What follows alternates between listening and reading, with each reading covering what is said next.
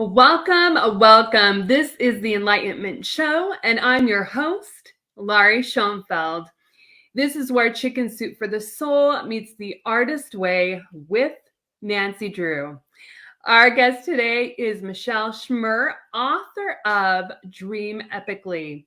We're going to be chatting with her today all about her new release and how coffee has brought love into her life. Hello, Michelle. Welcome.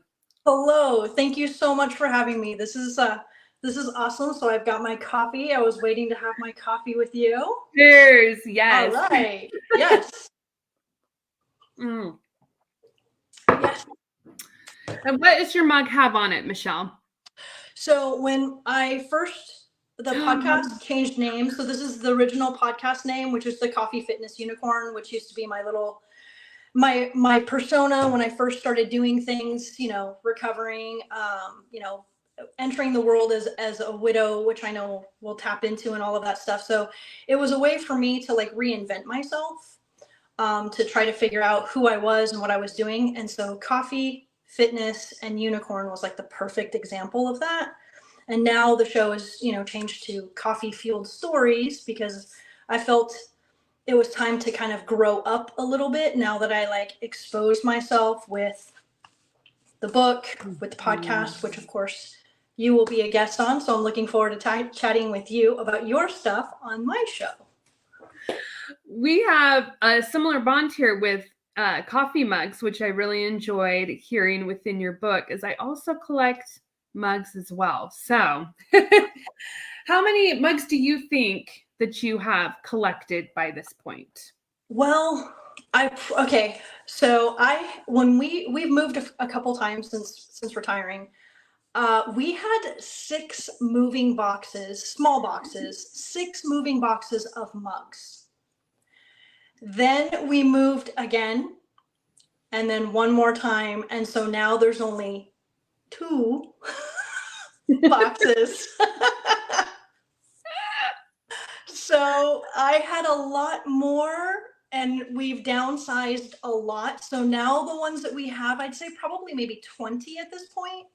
The 20 that we have those are the super special ones. I also have mugs. I don't know if you do this as well, but this is my graduation mug, and it's faded. It's faded so much from being washed that I didn't want it to lose the actual image. So it's now my pen cup.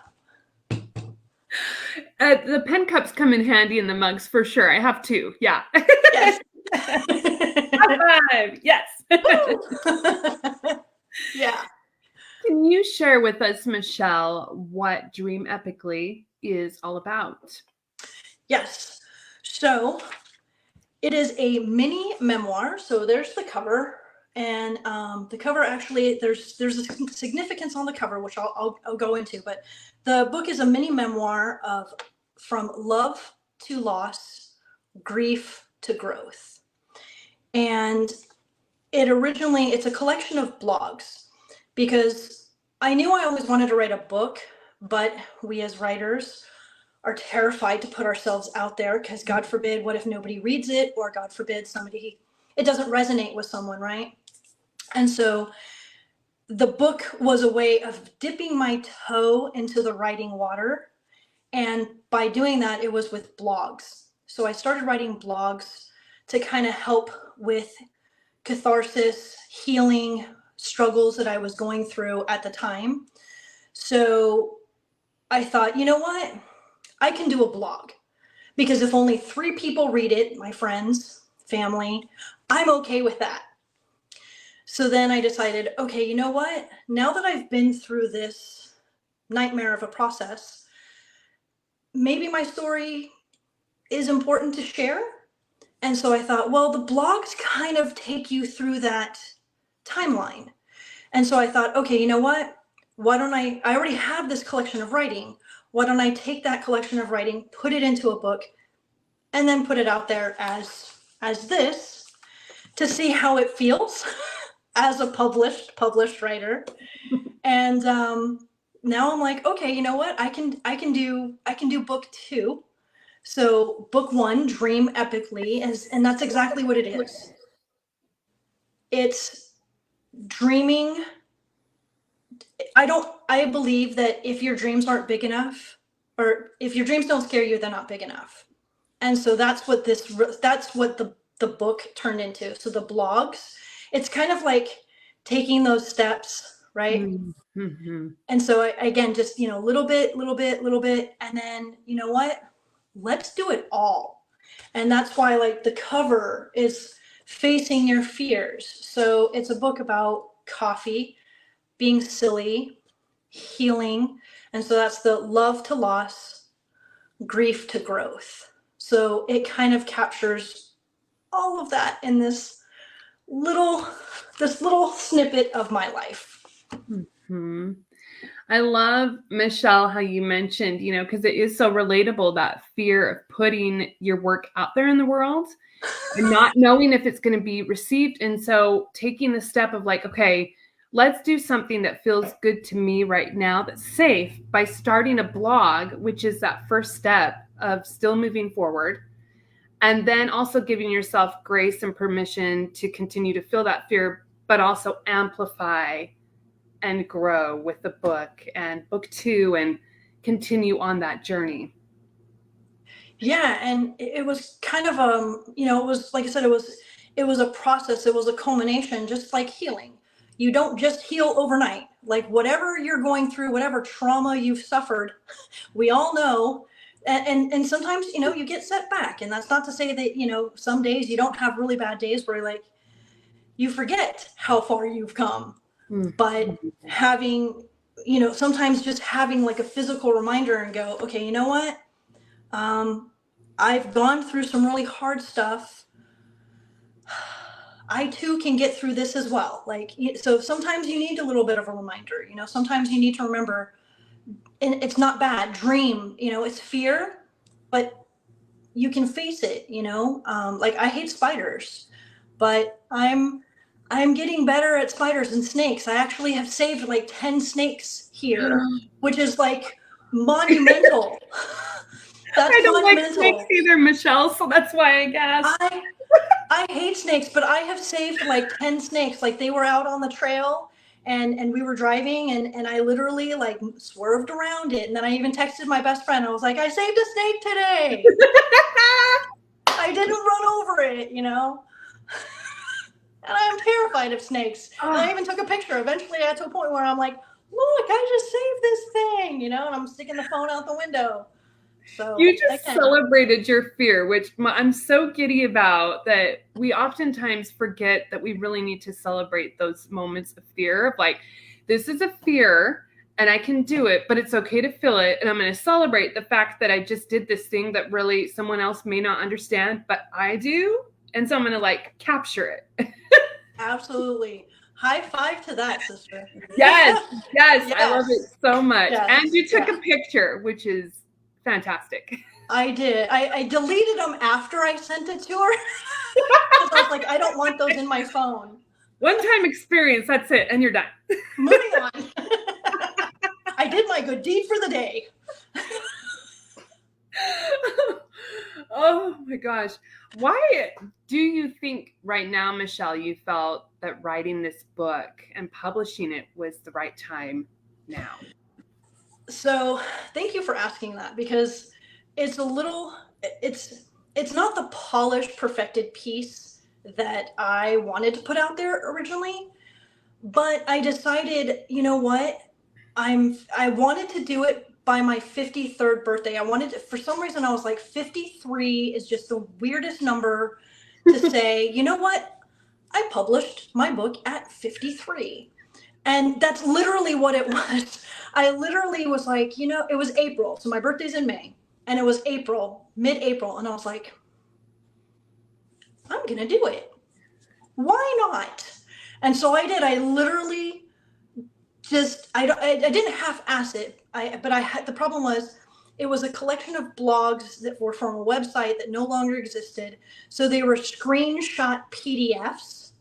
And I had to figure out how to screenshot PDF that into an EPUB for Kindle, because I wanted to put it on. So that was another goal was I wanted to say I'm a published author, self-published author on Amazon.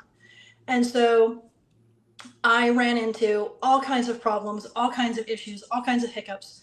But damn it, it was published I can honestly say it was published by my 53rd birthday.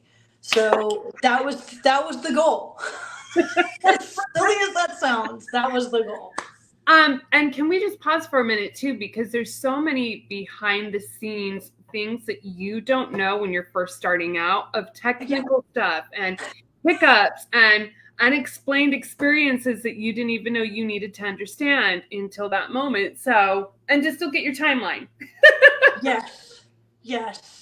And so the book will go through. So it's not to say that it's not. And then here's the other part, which I think is also kind of funny. The podcast that is referenced in here is also the same as this, because the name changed. My name, I'm actually using a different name for the show, and I'm not using the silly little logo, which of course is in here. I think, yeah, there we go. It says, go check out the show.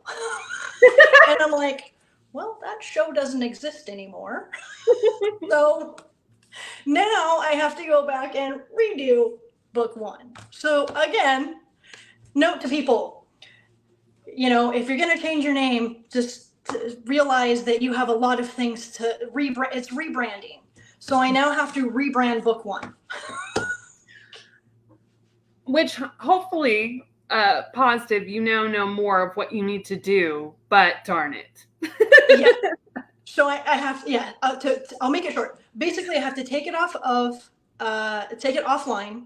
change that one page, and then also go through and see if I can control find the same Coffee Fitness Unicorn, change all of that to Coffee Fueled Stories, and then save, re-upload. So yeah, that happened. Your journey continues with book one. It does. It's the gift that keeps on giving. The learning never stops, Lori.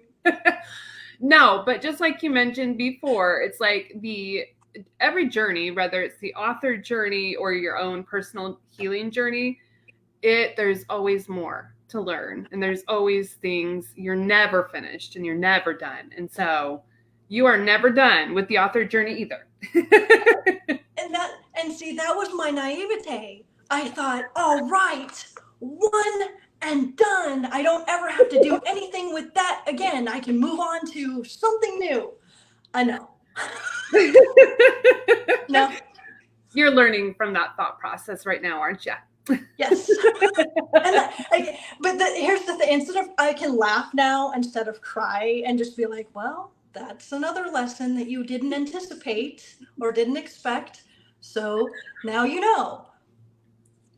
Anything that has this phrase in it, just now I literally put this phrase / that phrase. So CYA. You have a deep love of both coffee and Edgar Allan Poe. How did both of these things move you to who you are today and your podcast? So I was exposed to Edgar at age 13. And so I was exposed to Edgar. So I grew up in a house that loved coffee. So coffee was, so I was always exposed to it. My family loved coffee. My mom's from Argentina, so she actually grew up being a teenager drinking coffee. And so I've always heard of their love for it. But coffee was something that I didn't actually experience until I was 16. But Edgar was my first exposure to literature that just moved me. Like reading, I literally remember where I was when we read Telltale Heart. I was 13. I was in middle school, junior high, whatever it's called now, and sitting in my English teacher's class. And I still remember the brick building. I remember the position that it was in. Like, I remember the door. Like, I have the most vivid memory of being exposed to Edgar Allan Poe at that and it was Telltale Heart. And I was just sucked in to who this man and anything that he wrote. I could, and then when reading the Raven and learning about, his language, the way that he wrote it, again, just, and then Cask of Amontillado, I say Cask of Amontillado, but people say Cask of Amontillado. But my family says the double L is a ja, so Cask of Amontillado. So, because I came home and I was like, Mom, have you read, Edgar Allan Poe, Tell to Heart, Cask of Amontillado? And she was like, Cask of Amontillado, yes. And so I was like, and I was like, and she said, The Raven? And I said, yes. And so, like, just from that point on, I just fell in love with that type of writing and the way that he just painted images and that world, that Gothic type of literature. And so that's what really did it for me. And then fast forward a couple years to sitting at coffee shops reading Edgar Allan Poe. Just forget it. Like, my little 16-year-old brain's like, if I die today, I'm going to die happy. I don't care. Like, the world was perfect. It was so easy. The world was perfect at that moment, at that time. Edgar Allan Poe and a cappuccino. That's all it took. Perfection. So it's probably how, when I sit down and read him, it's the same thing. It just takes me back to that childish, mentality where everything was so simple and so easy, and all it took was just his words and a cup of coffee.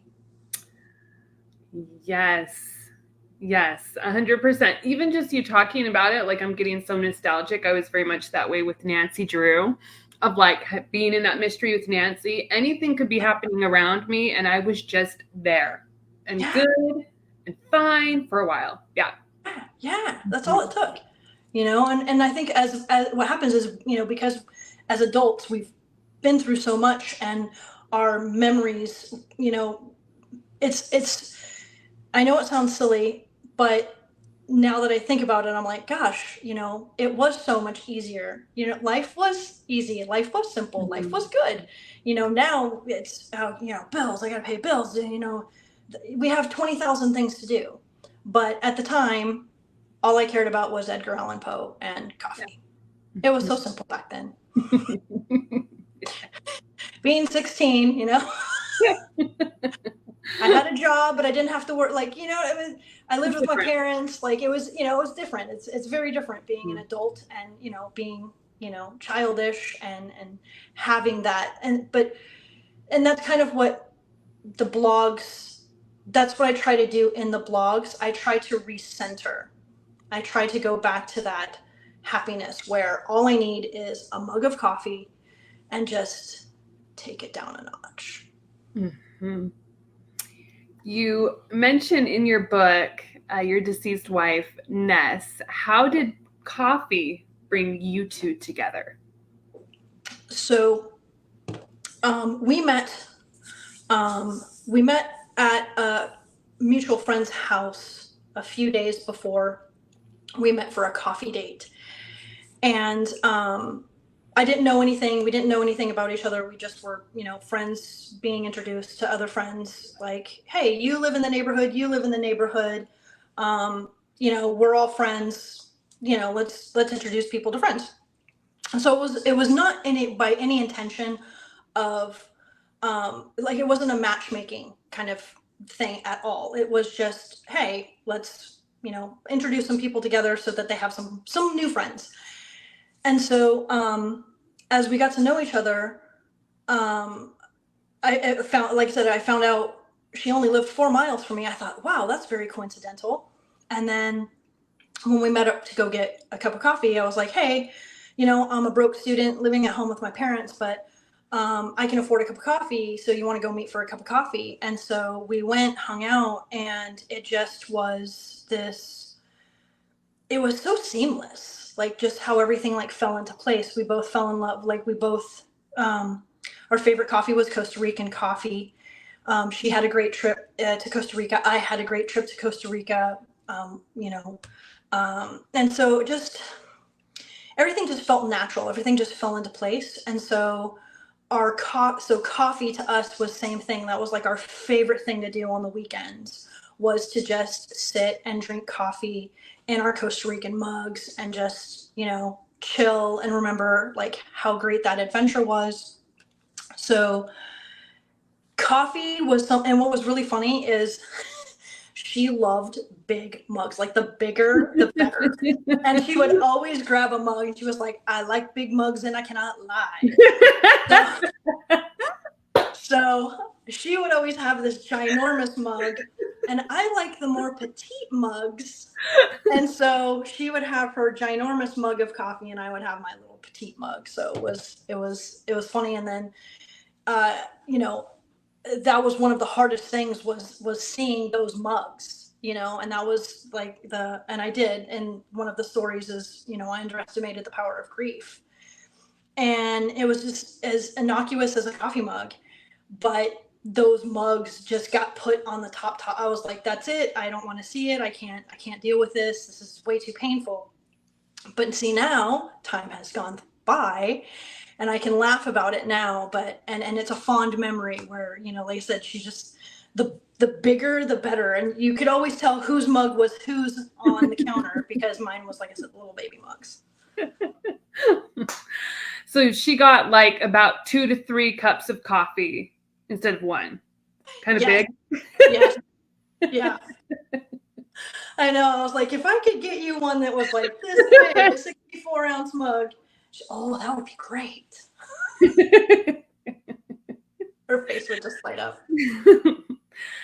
How did blog writing support you as your wife was ill and you were going through that tough time? So I would spend anywhere between 12 to 14 to 16 hours in the hospital room. And sometimes I was productive. So the productive would be, writing. I wasn't necessarily writing a blog, but I was writing. I would just be sitting and writing. And I literally was like, so I've been in the same clothes for 2 days. I'm afraid to leave. I don't want to go home and change if anything happens. I'm really, so it was really more of me kind of like sharing fears into my computer, into my laptop. And then, I had my friends and family, and they're like, you need to get out. You need, like, we know that you want to stay there. We know that you feel the need to be there, but you need to take care of you. You need to go see the birds. You need to go listen to the birds. You need some fresh air. You need to get some sun on your face. You need to go out and do these things. And I thought, okay. And then I had my best friend would come and get me for coffee. She would send me messages and she's like, so how long have you been sitting there? What time can I come get you? And so I had some friends. One person brought me fresh fruit. It was so sweet because I literally was living off of hospital food. And so she's like, I'm gonna cook for you. And so she came and brought a bunch of food because, I needed to eat even though I didn't really want to, but I had people looking out for me. And so, like I said, I was like, you know what? I can't eat the food that you cooked, but I will eat the fruit that you brought. And so we would sit there and I would eat fresh fruit. And then, somebody said, you know what, you have your computer. What if you take what you're writing, what if you put that in your blog? And I was like, you know what? I think I can do that. I think I can do that. Like I knew that I would have, like I said, 3 friends who would read it. And I was like, I'm comfortable with sharing what's happening right now with these 3 people. And, cause they knew I was going through something, they just didn't know what, all the details or whatever. And I didn't want to share all the details. I didn't want to say all of that, but at the same time, people needed to know, I'm going through something and I feel like I should share it. And so it just kind of started. I actually, started the blog just by, literally they were notepads. I literally would write notes in my notepad on my computer. And then I would, transfer that into the website. And like I said, it took me a long time to come to a name, again, everything was a process, but it all started really with sitting with my computer in the hospital room and basically kind of talking to it. So the computer was kind of like my therapist. It was listening, taking notes. And so it was a way to, I didn't realize that it was catharsis, but it was. And then, like I said, you kind of don't know this stuff until, time passes. And then when, my world collapsed, then I was like, okay, writing is going to be my tool. That's the tool I'm going to use to try to help me heal, because it's the one thing that has coffee and writing. They just kind of go together. And same thing, like with Edgar, taking myself back to, okay, happiness was as simple as coffee and a book. Go back to what makes you happy. And that was part of, therapy. Do something that makes you happy every day. And so I would watch kitty cat videos because that made me happy. And I would hold a cup of coffee, I would smell it, I would look at it, I would taste it. And it was part of that healing process. So coffee and words, books, writing were part of that process, that healing process. Mm-hmm. Something I really loved about what you mentioned there, Michelle, is that you went back to the things that made you feel joy during that grief process, rather than shaming the process of like, okay, this is what brings me joy. You allowed yourself to feel it, but also really get in touch with your inner child and hold space for yourself during that time too. Yeah. So part of going through what I went through was I did have a good network of people checking in on me. I did have, my mom was there, like, before she passed, like she swooped in and kind of helped me out and did some heavy lifting and things of that nature. And then when she would go, back home, I would think, okay, what did my mom and I do that made me happy when she was here? And it was kind of, I think you can tell by my personality, I wasn't the type to, and this is, and I'm making sure that I'm very careful with how I say this. I don't know how to lay in bed and be sad all day. That's not who I am. That's not how I am. So for me, I would wake up and it's a reset, right? So every night you get sad and every morning you get sad, but you can fill that time during the day. So for me, waking up was always the hardest and going to sleep was always the hardest, but the daytime was pretty easy because I could fill my mind with things. I could try to be productive. I could work out once I discovered working out and fitness. I could focus on food. I could focus on feeling better. So I had things to focus on. And that's the hardest part, is when you don't know what to focus on. That's where you kind of feel lost. And so learning these tools was very helpful. And so part of the tool was my routine. And again, this is what worked for me. I would wake up, make my coffee because that made me happy. Make my coffee. I could hear it. I could smell it. I could see it. And I could feel it in my hands. I could, so it was always about, okay, my sadness would get reset in the morning, but how could I shift it where it was more, positive for me? And so that was making the coffee, picking out a mug, and opening my computer and writing. That was how I started my day. It was a productive way to be sad, and if that makes sense. Mm-hmm. So I would write a letter, and it was, I miss you so much today. Today is day 3. It really sucks.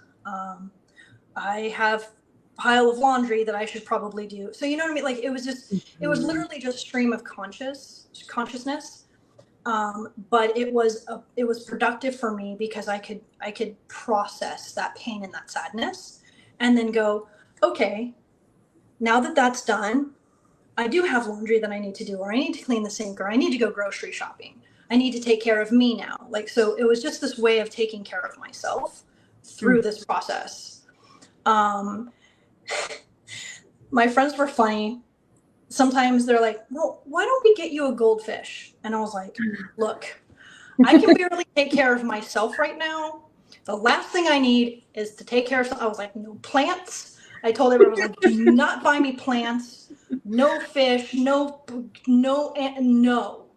I'm like, I'm a mess. I'm trying to get through it. The last thing I need is something to take care of. I'm like, I'm the one that I need to take care of right now. And so my friends, instead of sending flowers, people would be like, well, we want to help. We want to do something, you know. I was like, do not send me flowers. That will just make me sad. You can send coffee. So I had a stack of condolence coffee, and it made me happy. But do you see, it made me happy. Instead of being sad, it made me happy. So I had like these 5 bags of coffee, and it took me forever to get through them, but it made me happy instead of sad, you know, to drink their coffee. Mm-hmm. I appreciate so much how you mentioned that this is your way that you went through your grief, as everyone processes so very different in so many Yeah. different layers. So thank you for bringing that up. Yeah, and there's no wrong way to grieve. Like, again, what works for you, that's your thing. This is what worked for me. Coffee, condolence coffee worked for me. Yes, yes.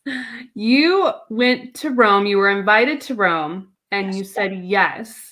Yes. How did going on that trip help you also through your grief? So this kind of, it piggybacks on what I was just saying. The last thing I wanted to do was to take care of something else or someone else, because that's pretty much what I had been doing, you know, during the time that she was sick, and then, you know, afterwards trying to take care of my messy self.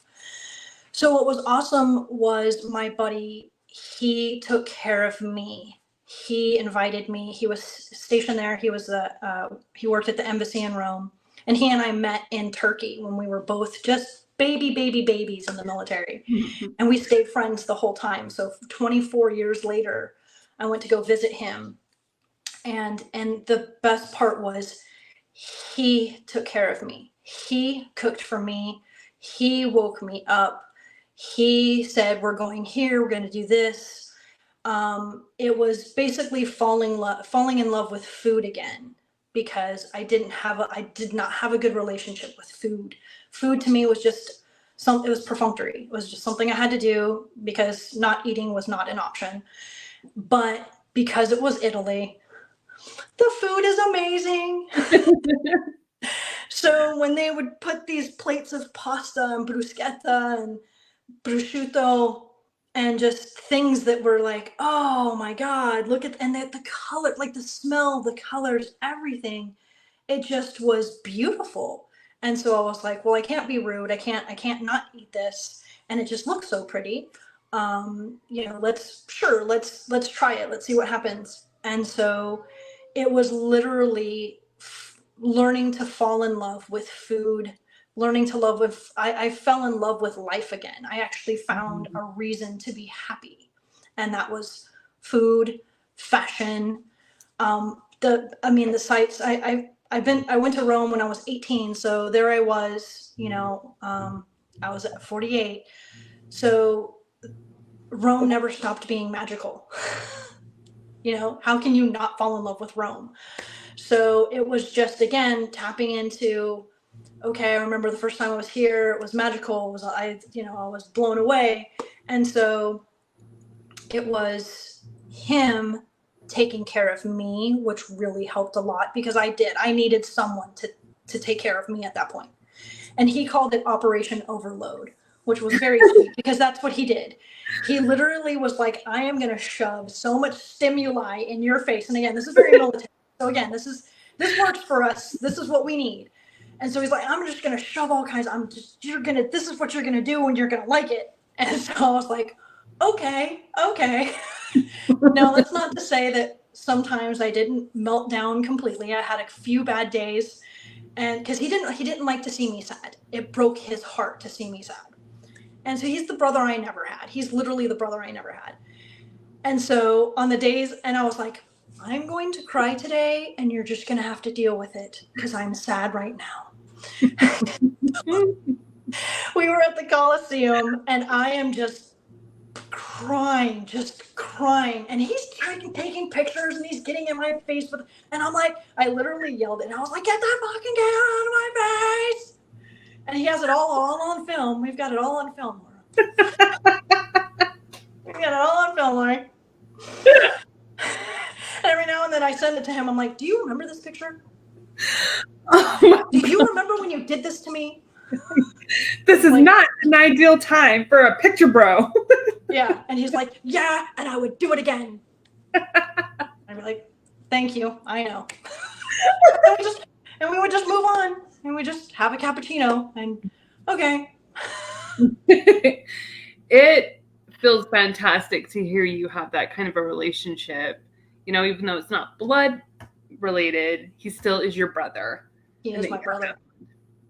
Yeah. And what's so crazy is, like I said, when we met, he was just a baby and I was just a baby. And we've been friends for 30 years now, going on 30 years now. In that whole time, we never stopped staying in contact. He told me he got married. I still have pictures of his pregnant wife. He sent me photos of his son. And it's so crazy. So I literally got to see his life, progress, even though I never physically was there. And then to then go to his retirement party with Brandy, my new love. So this is where like the healing circle like comes back. And so it literally was my past and my present meeting at that moment. And it was just like, and I was just like, wow, I never in a million years would have ever thought that from he and I being in Rome to where I was a mess to now here I am at his retirement with his family, with his friends, with my new love. Like, so yeah. Let's dive right into that. How did you meet Brandy and have your heart open again to love? So it's kind of funny because we both talk about how we actually probably ran into each other over a time period of about 2, maybe 3 years before we even met. My parents were retired down in Mexico, and so I used to go to San Diego. We used to go to San Diego all the time. And so I was kind of, familiar with the area. And then fast forward, I went on a business trip with the company that I was working for. And the funniest part is I did not want to go. I tried so hard to get out of this trip because I just was kind of done. I was ready for my life to be something different, something more, something new. I loved what I did. Don't get me wrong. I loved what I did and I loved the people that I worked for, and they gave me so much grace during the whole process. I cannot thank them enough for what they did for me. But I just knew I was ready for the next phase of my life, whatever that was. And so I went to my boss and I was like, look, please don't waste your money. Please don't send me on this business trip. Send someone else. I don't want to go. And he's like, you're going and you're going to like it. Fine. So I went to my teammates and I was like, look, not really feeling this, but I have no choice. I'm just going to go. So, and then my one coworker was like, just go with an open mind. Just try. Fine. So off we went to San Diego for this conference, and our room wasn't ready. We got there too soon. And so we asked, where can we get a good cup of coffee? And the guy said, go out the door about 100 feet, turn left, cute little alleyway. You can't miss it. Great little coffee shop, blue. Like, again, you can't miss it. Out we went, down, found it, fell in love. Like the coffee shop was just the cutest coffee shop ever. And the four of us were just like, oh my God, this is so cute. Look at this. And we were, oh, look at this. Look at this. Just beep, beep, beep, beep, beep, beep, beep. And then there she was. And it was like, and what was really funny is because it was the lull. And so this was her. She was like, because the four of us, the four crazies, we just, and then she was like, And so, yeah, it's like, who are these people? And it was just, but she didn't have like, it was just really cute because we were all over the place and she was just zen. She was very zen. And so they were like, you love coffee, you order first, because if you don't like it, then we're not gonna get any coffee. I was the tester. I was the proof. So order the coffee. The coffee was amazing. And I was like, oh, this is really good. I was like, yes, this is really good. And then, so we all went to this little side table and I'm like, she's really cute. And I was like, I know. And I'm like, go talk to her. And I was like, no, I can't. Go talk to her. Go talk to her. So I took my cup up and I had some confidence by this time because it had been a year.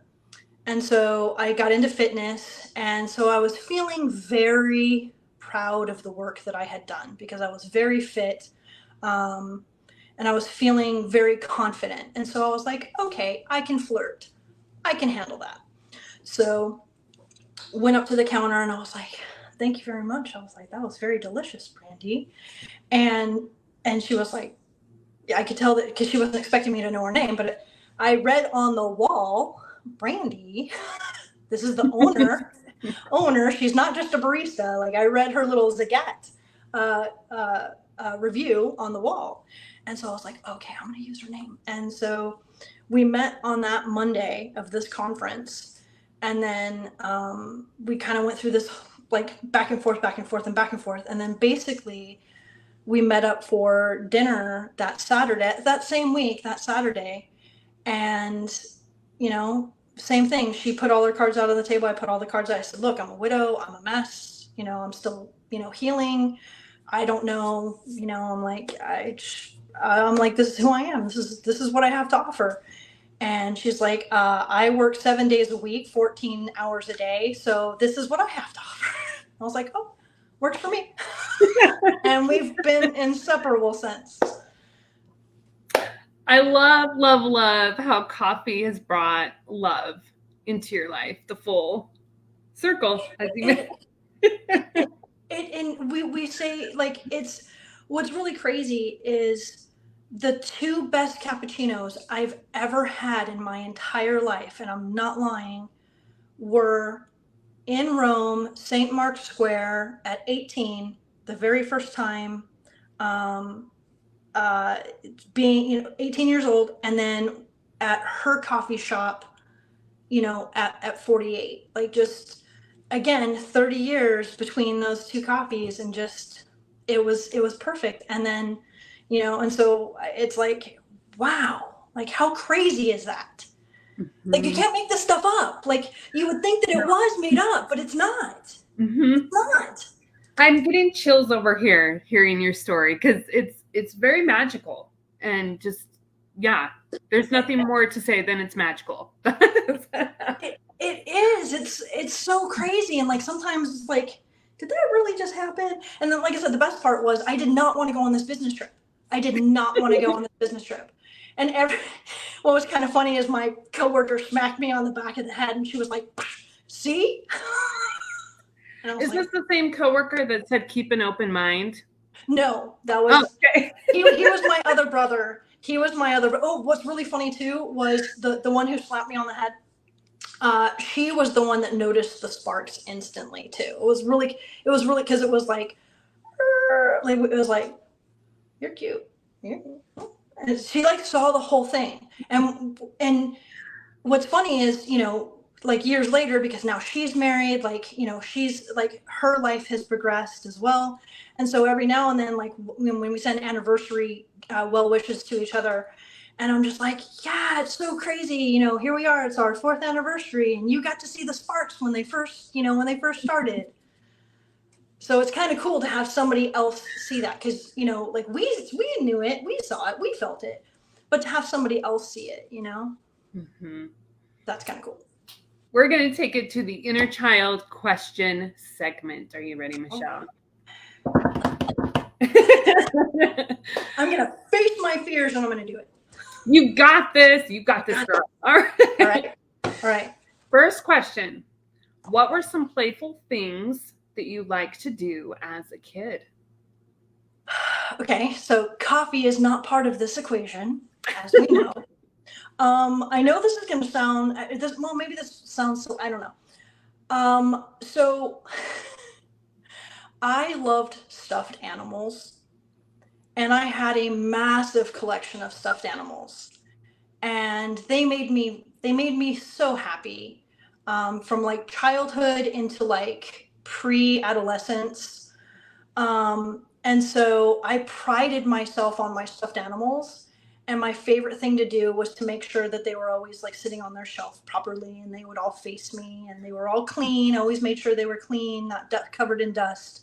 And so, sitting in my room, like flashing back to when I was a child, like that I was comforted by my stuffed animals, my collection of stuffed animals. Oh, I love it. How many stuffed animals do you think that you had? Well, at the time, so it was the 70s. I'm going to date myself. It was the 70s, so stuffed animals weren't like they are today, where they had every kind of animal you could think of. So, to have a zebra or a giraffe was pretty exotic, and you could pretty much only get those at zoos if they even had that. So, for me, it was more of where I got the stuffed animals. Like Disney didn't have all this. Like it's not the same. Like kids these days, Mm-hmm. they don't know. You do not They understand. do No. not understand. So I'd say I probably only had like maybe 20. Like I didn't have that many, but in the 70s, 20 was probably a pretty good Mhm. number. I had a dinosaur. My dad won a stuffed dinosaur at the fair. So yeah, I prided myself on those little guys, and I loved the Velveteen Rabbit. Mm. And so at night I would believe that my lovely little stuffed animals would come alive at night. I love that because I like the Velveteen Rabbit, that whole vibe too. Mm-hmm. Yeah. Yeah. Yep. Walk us through, Michelle, what 16-year-old you looked like, what you wore. We know that you liked Edgar Allan Poe and you liked your coffee, and that you would prefer to be in a coffee shop over school. But what did Yes. you look like? What did you like to wear? Okay, so you might or might not be surprised by this, but my outfits have not really changed since high school. I've always loved jeans. I've always loved boots. I've always worn, for the most, it was my uniform. I called it my uniform, and it was boots of some sort. So back in the day, it was Doc Martens. Now it's my Blundstones, but still nonetheless boots, jeans, some t-shirt, usually black of some sort. Sometimes a graphic tee, usually of a band, or like I have Nosferatu coffee, so it's horror and coffee. So something along those lines, something that would what I would call, or a band like Sex Pistols, Rolling Stones, something classic, a classic music shirt. And then, because I do have a tendency to get cold, I would always have some sort of light jacket, usually a blazer of some sort. My favorite blazer at 16, I'm gonna have to send you this picture, you're gonna die. Uh, it was yellow leopard. It was the 80s after all. So Was it okay? Now, was it like to your waist? So, what was the length and the width? it was long. It was long. It went past. It was because it was the 80s. It was late 80s, so it was coming into the 90s. So clothes were starting to get bigger. And it had shoulder pads. Not gonna lie, it had shoulder pads. So I had these big shoulder pads, and then my hair at the time was longer, but I've always had a tendency to stick the front up. So again, some things change, some things don't. Once I started cutting, when I actually cut off all my hair, I pretty much like just started sticking it up, and it makes me happy. I hate hair in my face. I used to get, as a teenager, I would get lots of pimples. And so once I started realizing, if I just keep the hair off of my face, I won't have pimples on my forehead. And it just kind of stuck, pun intended. What kind of product did you use to keep, or did it stay? So being in the 80s, I used only one thing and one thing only, and that was Aquanet. Yes! In the white can. It was basically shellac and spray. It was like, and the funniest part is people would laugh. They wouldn't laugh, but they would just be like, "Dude, how did you get your hair to?" And I was like, "Well, you get the blow dryer, right? So you just blow dry it and just." And so I literally would just shellac the front up, and then the rest came down. It was, like I said, it was the 80s. So, Michelle, I still use Aquanet, and my kids are like, "You are the weirdest person in the world. Like, there's new stuff, Mom." no. I'm like, no. But it works the best, okay? Like, yes. It's in place. Yes. Oh my God. On school picture day, you could always find one girl in the line with the bottle, a can of Aquanet. And everybody was like, and we were like, okay, and smile. So yeah. Aquanet. I'll send you a picture of my Aquanet, and you send us a picture of your blazer, and we can show our listeners and viewers what that beautiful thing looks like as well. I'll have to I've got it. I know I've got it. I'm in the process. So please forgive the tubs. I am in the process. I literally just rearranged this whole room. All of that was actually on that wall over there. My desk was actually behind me. I literally swapped the rooms, and I didn't have time to do that. So somewhere in all of the tubs, somewhere in the tubs is where the photos are. But I will send you a photo. I'm actually going to make it right now. I'm making a note. And find this masterpiece of a jacket. Yep. Yeah, literally yellow leopard print. Super excited to see what that looks like in the hue of yellow, because I can visually see it in my mind what I think it is, but it's still a surprise. It could be totally off. Yes. And I always made a point to roll the sleeves up in a jaunty way. Uh-huh. Yes. Because that just felt more stylish in general. It did. Yeah. Yeah. Big shoulder pads, sleeves rolled up. Third question. What do you think is the oddest food combo you've liked and tried, or you've just tried?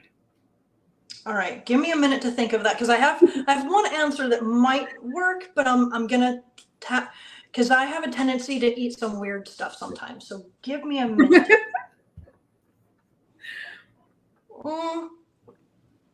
No, and I do have a photo. I know I have a photo of this because I had just discovered Instagram, and I was doing the photo of the day at the time.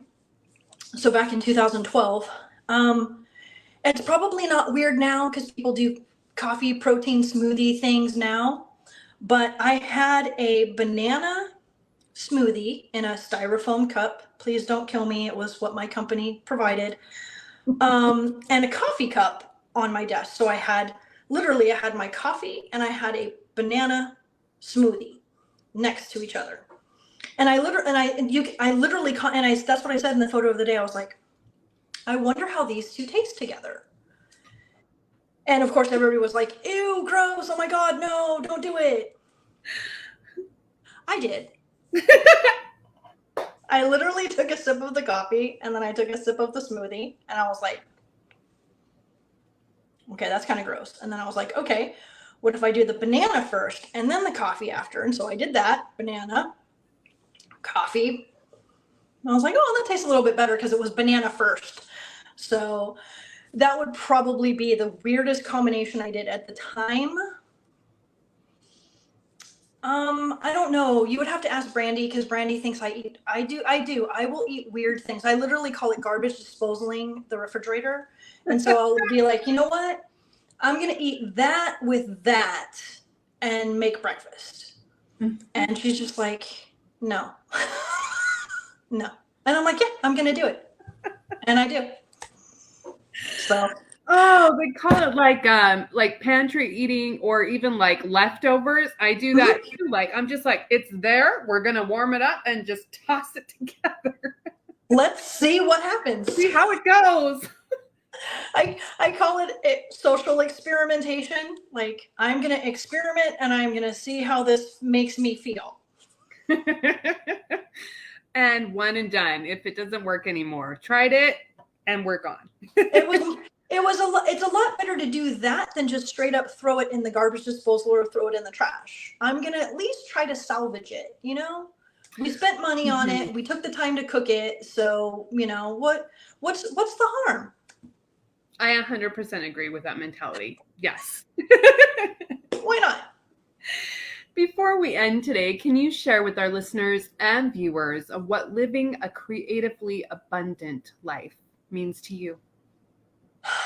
So, growing up as the way I did, being creative was kind of something. I don't want to say like my family didn't encourage it, because they did. They encouraged creativity, but not to like make a living from it, because I knew I wanted to be a writer. And my mom, no, you're not going to go up to be a writer. You're going to grow up, you're going to have a job, you're going to be successful. So it's not to say that creativity wasn't encouraged. It was just encouraged more as like a thing you just did at home. So having that mentality, now I am more creative focused, because I grew up with it. It was not something that you suppressed. Again, it just was something that you just did at home. You know, it was just kind of something you did at home. Now, because everybody is creative and we can be creative now, it's okay to be creative. Now, I will. I have so many Post-it notes and so many things. Like, I have so many things to help me be creative. I have notes on, like, if I wake up in the middle of the night and I'm like, you know what? I think I just came up with an idea for the podcast, how to market it. Boom, I put it in my notes, and I don't shy away from. So, long answer, I don't shy away from creativity, trying to live creatively abundant now, because I grew up with creativity was just something you did at home. You colored in your crayons with crayons in your coloring books, like at home. Now there's apps on your phone, and you can just sit there waiting for your food in line, you know, at Subway, and color on your phone. Like, it's okay. Like, it's okay to be creative now. And so I honor that. So however I'm feeling creative, garbage disposaling, you know, wearing something, if something, I just embrace it now. So to answer your question, I just honor it and I embrace it now. Thank you so much for joining us today. It has been an absolute pleasure talking to you about Dream Epically. Thank you for having me. This was so exciting, and I'm like I said, I can't thank you enough, and I look forward to being able to ask you all the questions when I get to read your book and you come onto my show. So thank you so much for having me on your show so much. Thank you. You are so welcome. And where can we find you after the show if our guests have any questions for you or want to find your book? Thank you. Yes. So the book is available on my website, and my website this is going to be all one word, coffeefueledstories.com. And the website has, it'll take you right to the front, so you can either purchase a printed version or you can purchase an ebook version. And the reason I took the ebook version off of Amazon is because I wanted to be able to put it on Barnes & Noble, Ingram, all of that stuff. And you can't do that when you do the electronic contract with Amazon. So right now, the only way to get my book is Amazon. You can only buy a printed version. If you want to buy a signed printed version, you can get it on the website. And ebook, you can get on the website. And everything is coffeefueledstories.com, Instagram, Coffee Fueled Stories. Everything is Coffee Fueled Stories now. And we will put the link down below for easy access for you to connect with Michelle as well. Thank you for those who've joined us live and will join on the replay. Remember, as you go about the rest of your week, to find the things that are working for you. You are the creator of your own story. What steps will you take next? Thank you, everyone. Thank you, Michelle. Have a beautiful day. Thank you. Bye.